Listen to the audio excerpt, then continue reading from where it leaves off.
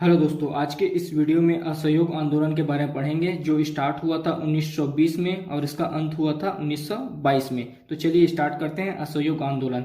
देखिए, असहयोग आंदोलन के नेतृत्व करता थे महात्मा गांधी जी और इसी आंदोलन के दौरान महात्मा गांधी जी ने नारा दिया, एक वर्ष में स्वराज। और यही उनका लक्ष्य था कि एक वर्ष में स्वराज प्राप्त करना है। फिर देखते हैं असहयोग आंदोलन स्टार्ट होने के कारण। तो इसका पहला कारण था जलियांवाला बाग हत्याकांड।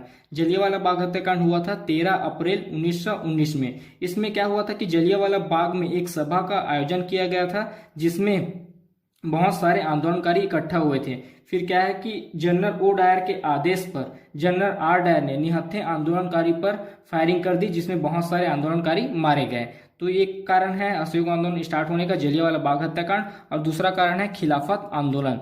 देखिए, प्रथम विश्व युद्ध के बाद अंग्रेज सरकार ने टर्की के खलीफा के पद को हटा दिया और टर्की को छोटे छोटे भागों में विभाजित किया, जिसके कारण पूरे विश्व में खिलाफत आंदोलन स्टार्ट हुआ और भारत में भी मोहम्मद अली और शौकत अली के नेतृत्व में खिलाफत आंदोलन स्टार्ट हुआ और जिसके अध्यक्ष बनाए गए महात्मा गांधी को। तो इस समय खिलाफत आंदोलन चल रहा है और असहयोग आंदोलन भी स्टार्ट हुआ।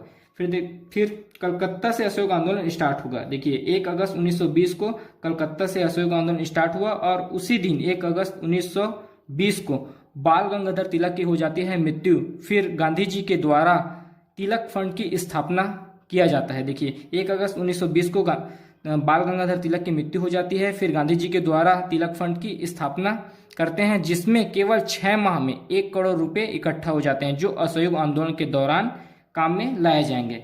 फिर 4 सितंबर 1920 को कांग्रेस का कलकत्ता अधिवेशन होता है। 4 सितंबर 1920 को कांग्रेस का कलकत्ता अधिवेशन होता है जिसके अध्यक्ष बनाए जाते हैं लाला लाजपत राय और इसी में गांधी जी के द्वारा असहयोग आंदोलन का प्रस्ताव पेश किया जाता है। जो कांग्रेस के कलकत्ता अधिवेशन होता है उसमें गांधी जी के द्वारा असहयोग आंदोलन का प्रस्ताव पेश किया जाता है जो पारित होगा।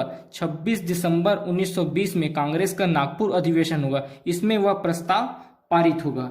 फिर देखते हैं कि असहयोग आंदोलन का किस प्रकार विरोध किया गया। असहयोग आंदोलन में अंग्रेजों का विरोध करने का तरीका क्या था। तो देखिए, असहयोग आंदोलन के दौरान विरोध किया गया, सरकारी कॉलेजों का त्याग किया गया, सरकारी कॉलेजों का त्याग किया गया, विदेशी वस्तुओं का त्याग किया गया, विदेशी वस्तुओं को जलाया गया, सरकारी उपाधियों का त्याग किया गया और वकालत का त्याग किया गया। इस प्रकार प्रदर्शन कर असहयोग आंदोलन में व्यक्तियों के द्वारा सहयोग दिया गया। इस प्रकार असहयोग आंदोलन प्रारंभ किया गया। फिर देखते हैं सरकारी उपाधियों का त्याग करने वाले व्यक्ति और वकालत का त्याग करने वाले व्यक्ति। देखिए, महात्मा गांधी के द्वारा जो अंग्रेजों के द्वारा दिया गया था केसर ये हिंद की उपाधि, इस उपाधि का त्याग किया गया और जमनलाल बजाज के द्वारा राय बहादुर की उपाधि का त्याग किया गया। उसके बाद देखते हैं वकालत के त्याग करने वाले व्यक्ति।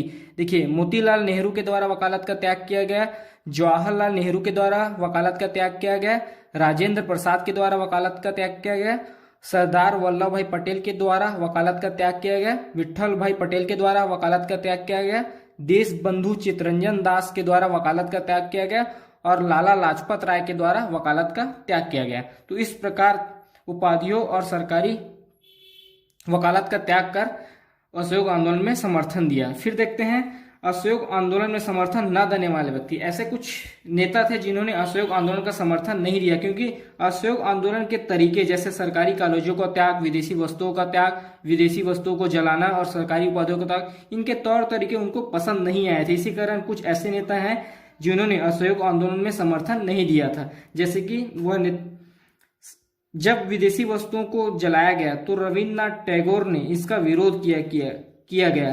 रविन्द्रनाथ टैगोर के द्वारा इनका विरोध किया गया कि यह निर्गम वस्तुओं की बर्बादी है यह कहकर। फिर मोहम्मद अली जिन्ना के द्वारा समर्थन नहीं दिया गया, एनी बेसेंट के द्वारा समर्थन नहीं दिया गया, विपिन चंद्र पाल के द्वारा समर्थन नहीं दिया गया, सुरेंद्र नाथ बनर्जी के द्वारा समर्थन नहीं दिया गया, शंकर नायर के द्वारा समर्थन नहीं दिया गया और देश बंधु चित्तरंजन दास के द्वारा स्टार्ट में समर्थन नहीं दिया गया था, लेकिन बाद में इनके द्वारा असहयोग आंदोलन को समर्थन दिया गया।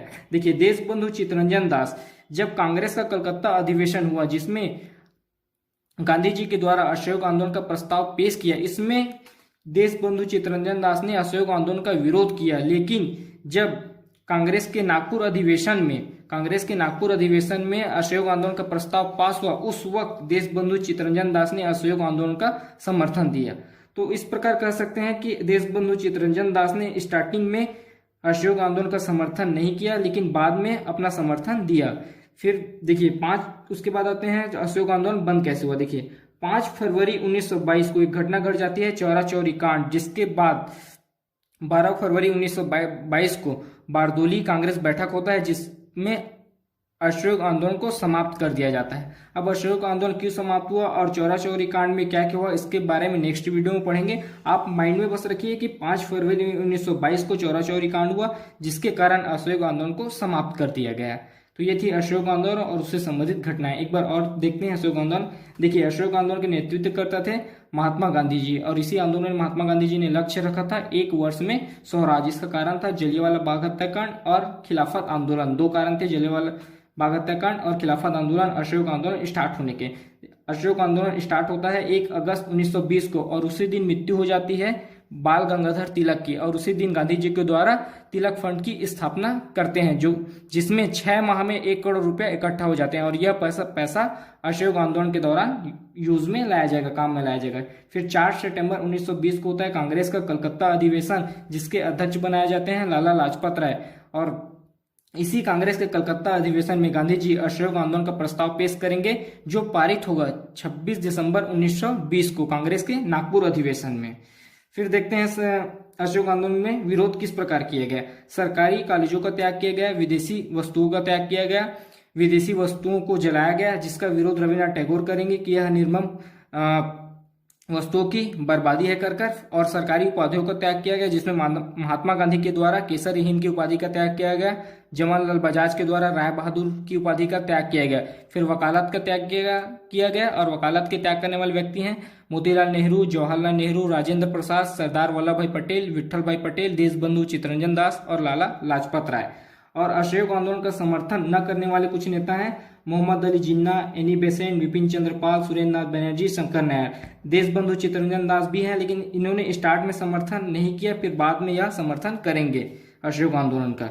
फिर असहयोग आंदोलन के दौरान 5 फरवरी 1922 को चौरा चौरी कांड की एक घटना घट जाती है, जिसके बाद 12 फरवरी 1922 को बारदोली कांग्रेस बैठक होता है। उसके बाद असहयोग आंदोलन महात्मा गांधी के द्वारा बंद कर दिया जाता है, और इसके बारे में हम लोग नेक्स्ट क्लास में पढ़ेंगे, चौरा चौरी कांड में क्या हुआ और बारदोली बैठक में असहयोग आंदोलन क्यों बंद किया गया। तो ये थी असहयोग आंदोलन और उससे संबंधित घटनाएं। अगर अभी तक आपने हमारे चैनल को सब्सक्राइब नहीं किया है तो प्लीज़ चैनल को सब्सक्राइब करें और वीडियो को लाइक शेयर जरूर करें। धन्यवाद।